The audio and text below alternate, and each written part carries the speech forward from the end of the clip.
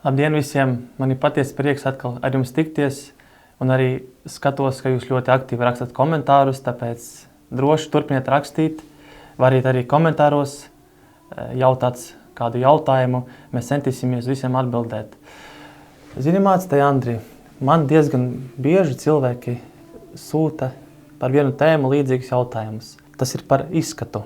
Tēma vienādi, jautājumi varbūt nedaudz savādāki. Arī nesen atsūtīja man līdzīgi jautājumu par izskatu. Vai uz draudzes sieviete var nākt atkailinātu muguru kleitā un mini svārkiem? Par šo tēmu, kā jūs minēju, man daudz sūta, un cilvēki ļoti grib zināt, kā tur īsti ir. Kādam cilvēkam ir jāizskatās draudzē, vai viņš vispār drīkst kaut kādā apģērbā, vai nedrīkst īsti nākt uz to draudzi, viņam jāpārģērbjas ir. Kādiem mums jābūt? Paldies par to, ka sūtat šos jautājumus. Protams, Dievs skatās uz sirdi, tas ir svarīgi, tas ir pirmais, kas ir ļoti svarīgs, bet no sirds jau tālāk arī parādās, kas ir tavā ārpusē. Pat lasot salmu pamācību 70, tur ir teikts par netikles tērpu, greznu un par viņas viltību sirdī. Tātad viņa saģērbās, zinot to, kā to jauno cilvēku, kuru viņi gribēja savaldzināt, var noķert. Un ir uzbudinošs apģērbs, kurš atkailina iekšējos orgānus. Kā saka, citreiz nevajag anatomiju studēt, noņemot pat apģērbu. Nevajag. Tu vari visu uzreiz redzēt cauri, visu tur praktiski spiežās ārā vai spīd. Ja? Tāpēc man tāda formula izstrādājās kādu laiku atpakaļ, tad kā ir ar to apģērbu? Jo citreiz ir tā kā mūķens var saģērbties, vai arī vīrieši var ļoti tā, neglīti, nemoderni un tā kā pat atbaidoši. Jo cilvēki no sākuma skatās pēc ārienes, pēc tam viņi tikai sāk klausīties. Es to esmu uztvērs priekš evanģelizācijas arī svarīgi, kā es esmu saģērbies. Ja? Tāpēc man tāda formula izstrādājās, ka kristietis viņam jāģērbjās maksimāli moderni, tātad mūsdienīgi, tas ir ne tā, ka tagad modē skriet, ja, bet tieši mūsdienīgi un maksimāli, lai tas nav izaicinoši. Ja, tātad tas ir tas, ka man ir jādomā par manu tuvāko un nerunāju tikai par baznīcu. Dažreiz cilvēki saka, baznīcā nevar. Ja, tur atkailināti, tad citās vietās var ar minisvārciņiem staigāt, ja, un kam tas vispār ir vajadzīgs? Kāpēc sieviete, ja viņa vēl precēta, velk tos minisvārciņus priekš sava vīra? Diezi vai? Tad viņai pietrūkst uzmanības trūkums. Varbūt tas ir. Viņai pamaz vīrs dod uzmanību. Un tāpēc viņi grib no citiem vīriešiem iegūt to atzinību, kā vīrietis skatās, viņi jau to pamana. Un tāpēc tas ir tas, kas šodien ir ļoti svarīgs, lai mēs tā kā neiebraucam vienā grāvī, kā mēs redzam austrumos, ja, viņas aiztaisījušās, viņi tikai vīram atverās, ja, tas ir viens grāvis. Otrais, ka viņi ir pārāk atkailināta, ka tur jau viss veļās ārā. Un tāpēc mums, protams, kā kristiešiem ir visur savu kultūru, ir visur kaut kādas savas robežas.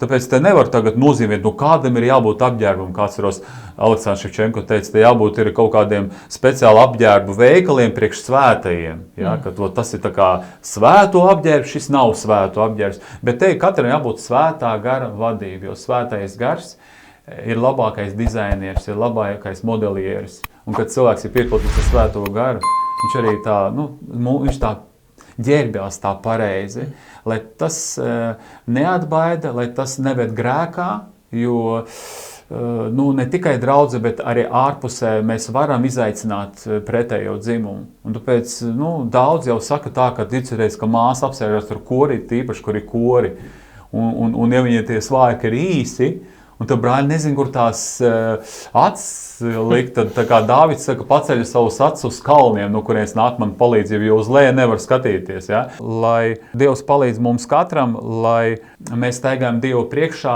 lai mēs saprotam cilvēka psiholoģiju, vai ka mēs esam visi seksuālas personas, un tomēr ir kaut kas, kas uzbudina.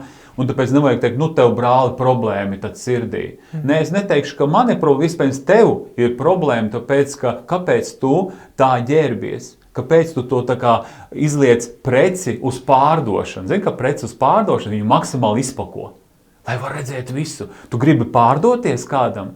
Tu domā, ka ar to tu ātrāk nocupēsi sev otro pusīt. Īstenībā īsts vīrietis, tas viņam, kurš tāds dievbīgs, ja, viņam tas tieši nepatiks. Viņš negrib, lai pēc tam, kad es aprocos, ka viņš šitā te staigās un tā kā visi vīrieši tikai pakaļ viņai skatīsies.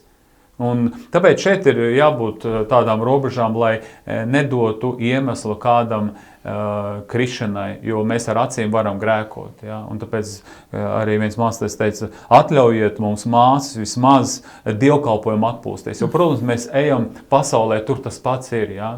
Viss tas notiek. Ja? Un galvenais, protams, lai nav tas iekšā, ka cilvēks, viņš jau, kā saka, pie stabu var piekasīties, ja, viņš jau tur visu ko izfantazēt. Bet izreiz tā, ka nav jāfantazē, jo uzreiz tas viss tev acu priekšā, tāpēc kristietē viņa ir Dieva sūtne, un es ticu, ja viņa lūgs Dievu, Dievs parādīs šo te visu, kā ir jāģērbjas un kā ir tas, kas ir Dievam tīkams, kas Dievam nav tīkams. To pašu arī var teikt brāļiem, ja?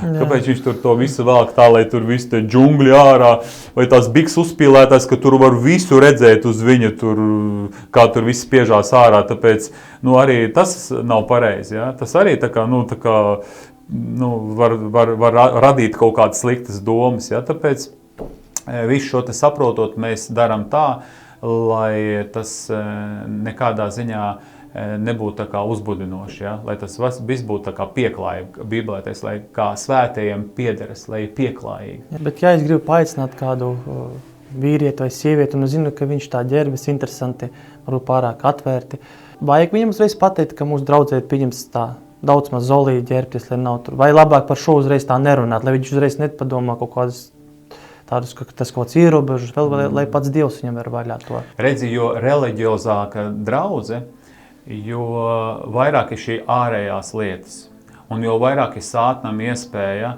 atraidīt cilvēkus no draudzes. Ir bijis, piemēram, konkrēti dzirdējis no kāda brāļa, kurš teica, ka atnāca mana klases biedrene, es viņu atvedu uz draudzi, viņai bija tie mini. Un bija tur tāda, kā saka, kaut tā bija vasarsvētku draudze, bet tur bija tāda vecticībniece, nozīmē sen jau ticīga, un viņu, kā tu šeit atnāci, kā netiklē, tu zināji, kā jāģērbjas Dieva namā. Un, protams, tā meitene raudot aizskarēja projām, un tas brālis saka, es viņu vairs nekad nevarēju uzaicināt uz draudzi, vairs negribēju iet. Tāpēc cilvēks iet uz draudzi, pieņemot Jēzu Kristu, skatoties apkārt, kā cilvēki šeit ģērbjas, kāda ir tā kultūra, ja? Viņš varbūt nesaprot to, viņš atnāca ar tādu atvērtu sirdi, viņš tā kā to, tā kā nemaz par to nedomā. Un pēc tam ar laiku viņam Dievs atklās. Nevajag skraidīt, nevajag nevienu pārģērbt, lai atļaujiet svētajam garam, lai svētais gars runā uz to cilvēka sirdi. Un es ticu, ka tas cilvēks, kurš atdzims no Dieva gara, Dieva gars viņam pateiks. Un ja vajag kaut kur, kaut kā tur, kaut ko ieminēt, bet tas ir jādara tikai mācītājiem vai kādam no līderiem. To nedrīkst darīt vienkārši no parastiem cilvēkiem, kuri nāks klāt un sāks viņu tur kaut kā uz viņu brukt virsū, jo tas ir katram individuāli. Kādam nepatīk krāsa, kāda melnajā ģērbjās. Ja, tur mans sieva kaut kā trāpīja tā, ka viņa ģērbās melnajā un nāca uz draudzi, kad viņa vēl neprecējas. Vienkārši skaista kleita tur, bet viņa ļoti piestāv. Un tad tieši tas nebija katru reizi, bet viņi ik pa reizē ģērbās, un tieši uz to dievkalpojumu nāca kāda sieviete, kas vadīja kristīgā radio pat raidījumu, un viņa atnāk ciemos. Zoja melnajā, pēc tam pēc kā laika atkal Zoja melnajā, viņa trāpīja tā. Viņa saka, pie māstai pieiet, es vairs uz jūsu draudzi neiešu, ja Zoja ģērbsies melnajā. Viņai kaut kāda mājiņticība vai vēl kaut kas, ja? Tāpēc, tas ir katram ir individuāli. Te nevajag ne uz vienu spiedz melnu, baltu vai tur tā vai šā, lai kungs palīdz tanī. Jā, es atceros, viena meitene dalījās no vienas draudzes, ka viņa atnāca uz draudzi. Viņa kādu laiku staigāja tā diezgan atkalināti. Un viņai jau mācīja, pārmācīja, katrs kā mācīja, gribēja it kā labāk. Bet viņa ļoti niķojās un pretojās pretī. Bet viņa pēc tam liecināja, ka, kad viņa sāka sekot Jēzu, viņai pats Dievs rādīja. Un interesanti tas, ka viņa nevarēja pretoties, tāpēc, ka tas bija ar to mīlestību. Viņš teica, ka tev jāapmaina tas un tas. Viņa pamainiet to. Tiešām, kā jau tu minēji, ka tas rezultāts, kad cilvēks, kad tas sāk staigāt, tad Dievs pats jau parāda, izved tālāk. Arī, kad cilvēki te minēja, ka ir cilvēki, iepriekš man rakstīja jautājumus, ka ir cilvēki, kuri staigā uz draudzi, bet viņi tā kā paliek tāpat, ļoti akcentu uz izskatu, minēju, ka tāda iespējams tā ir kaut trauma arī. Skrops vēl obligāti, nevar obligāti jāpucēs, jākrāsojas daudz. Un viņi staigā ilgi uz draudzi, un viņiem tas nepāriet. Viņiem tāpat ļoti liela akcentu. Tas nav slikti, kad cilvēki tā dara, bet viņiem tas ir tā kā svarīgi, tas arī kaut kur iekšā, kaut kas laikam jāsakārto. Mazvērtības komplekss varbūt, kad cilvēks ļoti savu zeltu liek, viņš kaut kā, tā kā paskatieties uz mani, novērtējiet mani, un tāpēc viņš tā kā bija kādreiz iespējams pazemots par savu, varbūt ārieni, un viņam ir kaut kāds komplekss, ka man kaut kas nav kārtībā, tāpēc es kaut kā sev kaut ko laboju, sev silikonus lieku, lai būtu kaut kā. Un tāpēc te jāpārbauda katram sev. Mēs nevaram pateikt, kāpēc viņš tur uzvilka to, vai kāpēc viņam silikons. Tur var būt daudz dažādas lietas, bet katram jāpārbauda, vai tiešām mēs sev pieņemam, kā 139. psalmā teiks, paldies Tev, Tēvs, es pateicos, ka es esmu brīnišķi radīts, brīnišķi Tev darbu, man dvēseli to labi zinu. Varbūt es neuzskatu, ka esmu brīnišķi radīts, tāpēc es kaut ko lieku, kaut ko radīts lietas, kaut kāds, varbūt tas man kaut kā izvilks no tās bedres. Bet īstenībā Dievs Tevi pieņems, Dievs Tevi mīl. Un tāpēc nevajag tev būt ar tādu traumu iekšējā. Jā, es domāju, ja mēs vairāk skatīsimies savu sirdi, domāsim, ko Dievs domā par visām situācijām, es domāju, tad ir ārējais, viss sāks kārtoties. Un tā kā vajag. Kārtosies tā kā vajag. Galvenais, mēs domājam par savu sirdi, un Dievs jau vadīs. Un tu redzēsi, ka Dievs mainīs tavu sirdi. Jo, ja es arī teicu, iztīri no sākuma trauku iekšēni, tad arī ārieni viņi būs sakārtot. Tāpēc iztīriet iekšēni, viss būs tālāk labi. Jā, tāpēc paldies jums par šiem jautājumiem. Daudz bija jautājumu par šo tēmu. Jā, paldies Dievam, ka jūs man aktīvi sūtat. Turpinat to darīt, un mēs centīsimies arī turpmāk uz šiem atbildēt. Esiet sveitīti visi. Lai Dievs jūs svētī, jā, vislabāk.